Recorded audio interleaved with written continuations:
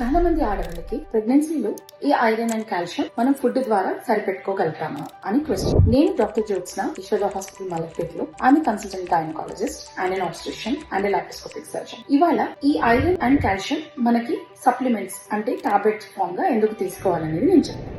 Generally మనకి రోజు iron rich diet, బెల్లము, డేట్స్, ఆకుకూరలు, రెడ్ మీట్ ఇవన్నీ ఐరన్ రిచ్ డైట్. అలాగే కాల్షియం, మిల్క్, ఎగ్, రాగి మాల్ వీటిలో ఎక్కువగా ఇవి కూడా చాలా మంది రోజు తీసుకోరు. సో కాబట్టి ఎవ్రీ డే మనకి ఐరన్ అండ్ కాల్షియం నార్మల్ కంటే కూడా ప్రెగ్నెన్సీలో రిక్వైర్మెంట్ ఎక్కువగా ఉంటుంది. ఎందుకంటే గ్రోయింగ్ బేబీకి ఐరన్ అంటే బ్లడ్ అండ్ కాల్షియం బోన్స్ కి ఎక్కువగా మదర్ నుంచి డైవర్ట్ అయ్యి బేబీకి కన్వర్ట్ అవుతుంది. సో మనం తీసుకునే ఫుడ్ తో పాటు iron and calcium supplements compulsory తీసుకోవాలి. Iron almost 27 milligrams per day. అలాగే calcium throughout the pregnancy 1200 milligrams per day తీసుకోవాలి. అండ్ బ్రెస్ట్ ఫీడింగ్ అప్పుడు ఆల్మోస్ట్ 1500 milligrams per day తీసుకోవాలి. సో ఈ ఏవైతే రిక్వైర్మెంట్స్ ఉన్నాయో అవి మనం ఓన్లీ ఫుడ్ ద్వారా తీసుకుంటే ఆ రిక్వైర్మెంట్ సరిపోదు. కాబట్టి డాక్టర్స్ అందరూ కూడా iron and calcium tablets advise చేస్తారు for healthy baby and healthy mother.